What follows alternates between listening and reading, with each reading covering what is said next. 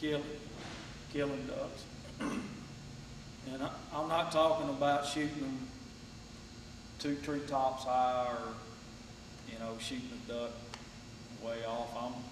The reason the killing is because I like to shoot them close, and close is inside 20 yards, and that way when you shoot them, you can kill them and you don't cripple them. So when you got 10 people and you get 30, 40 ducks in, and say they're 4 foot off the water, and you holler to get them, you can kill the majority of them. And that's what I like the most about it, is killing. And it's a humane way to shoot them. And I'm by no means kill crazy, but I like killing ducks. But I like killing them in close range. Kirk, back before the days of the Robo duck, what were the duck numbers like as far as how many y'all were killing on a daily basis consistently? Well, it seems to me that we killed a lot of ducks from the late 70s up till the Robo duck era came in. And without the Robo duck, the ducks would come all the way into the hole, and you could shoot into big groups of ducks then. Whereas to now, when you hunt, you're lucky to be able to shoot into a group of 4 or 5, because before you get ready to shoot somebody in the distance with a Robo duck, it's treetop something.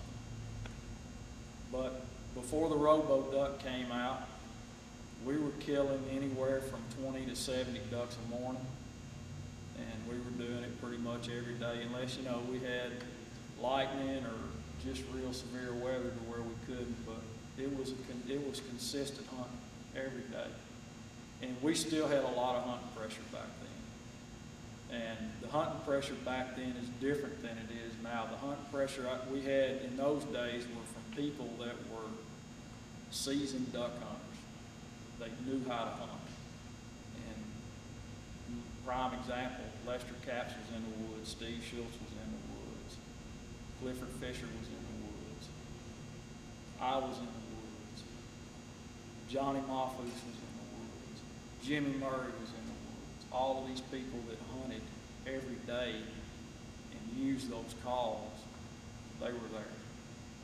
And most of these people are gone, so the hunting pressure is not as hard to me. What makes it hard is trying to get a group of ducks to work and get them in where you can kill them, because you got so many Robo ducks in there. Kirk, if you could get a point across to a lot of people about duck hunting, what would you tell people? I guess the thing that I would try to tell people is not to treetop mallards. They will come in the hole. It takes a little bit of patience, it takes a little bit of time, but they will come down in the hole, and you'll be able to kill them. And it's a lot better hunt when you do it that way, because you get to see them up close, and you feel better about your hunting when you're done with it, because you know that you hadn't shot them over the tops of the trees with a 3.5-inch shotgun. And to me, if that's all, if it was that way, where that's the only hunting I had available to me was to shoot them over the tops of the trees, I wouldn't even go. Kirk, there's a rumor going around that you might be having a new duck call coming out. Is that true? Yeah.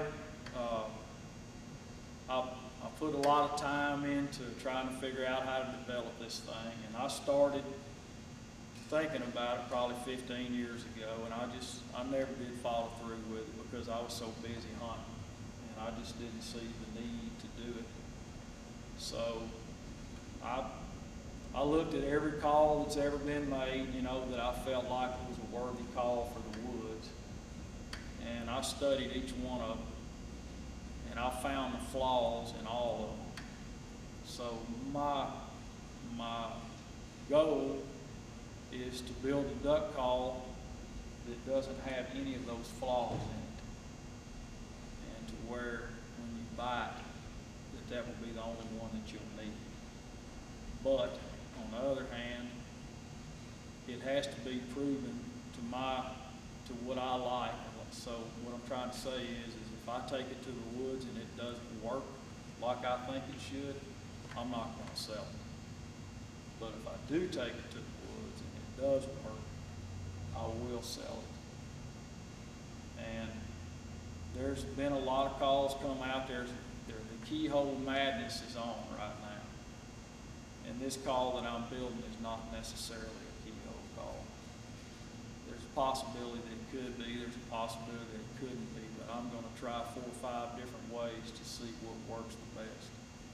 So if it works good, I'll sell it, and if it doesn't work good, I'll scrap it. And I just don't see the use in building a call that doesn't perform like it should, selling it.